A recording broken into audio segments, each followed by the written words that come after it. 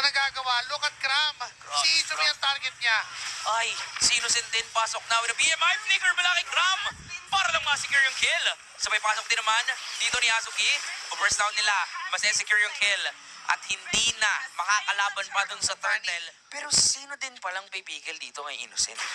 Parang wala silang knock-up. Paano mo pipigilan or ika-cancel out yung Blazing Duet? Dasal na lang. Hindi, kailangan mo talaga ng wind of nature. Si Cram na naman yung target ni Azuki. Hatak mula kay Nino, flicker din yun. Papersound talaga nila dito. Itong si Cram, successful naman sila. All na parang naghahasalang itong si Azuki ng kanyang blades doon sa metal. Pero sa tulong at sa commitment ng Alter Ego, they were able to burst down itong si Cram. Sakit rin yung damage ni Hijumi. Si Nino ay nakakapag-sustain na rin. Siya namang inaabangan. Hatak din. Nandiyan naman si Alec. Pero si Nino yata yung delikado dito. Blazing Duet, sinalo. Yung mga bala mula kay Innocent. Pero si Yums pa rin makasecure ng kill na yun. Ijume, preferred airstrike. Nag-flicker na naman sa kanya si Cram. All eyes into Hijome para lang ma-secure talaga yung kalamangan dito ng SRG when it comes to numbers. Two-man trade ang makukuha dito. Kapalit ng wala pala.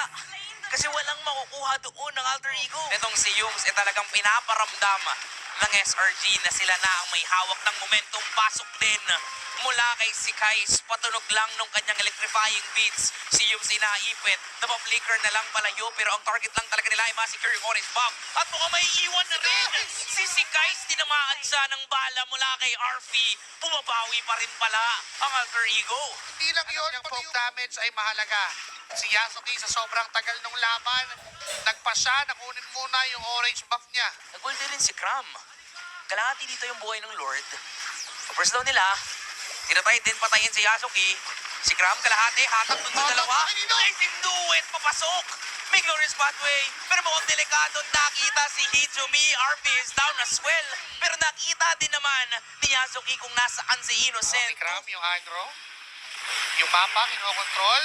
Yums! Ano ito si Kais galing sa likod? Si Hijumi nakalipad. Palayo. At si Kais pa ang mabibigyan. RP 50% HP. Bumabalik naman ang Gerichen. Wala rin habol sa kanya. Si Yums, pinipigilan lang ni Hijumi. Nandiyan na si Yasuki. Pasok na naman sila dito. Nagahan mo naman ng pwedeng kill. Yung Black Shoes available. Hatak kay Innocent. Nakita naman Blazing Duet. May purified din niya. Kaso nga lang, napakataas ang sustain. Mapatay. Mapatay na si Hijumi.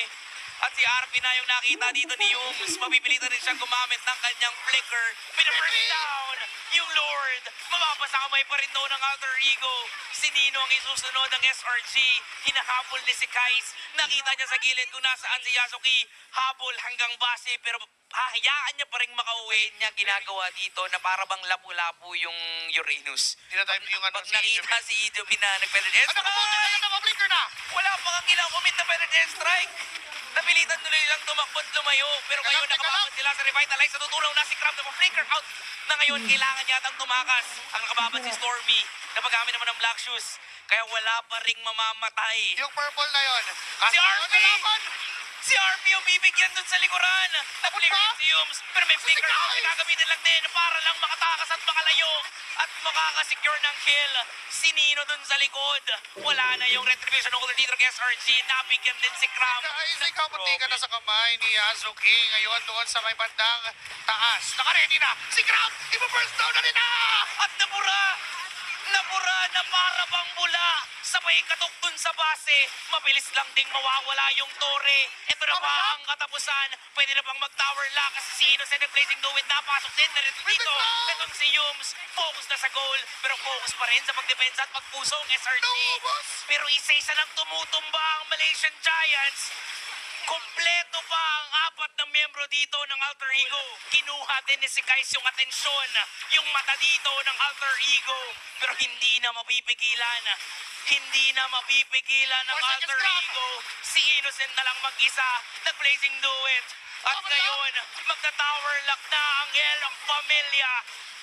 May mga minions na parating. Pero haharangan pa rin sila ni Cram. Buhay pa ba? May immortality? 6 seconds para kay Stormy pero hindi na! Hindi na!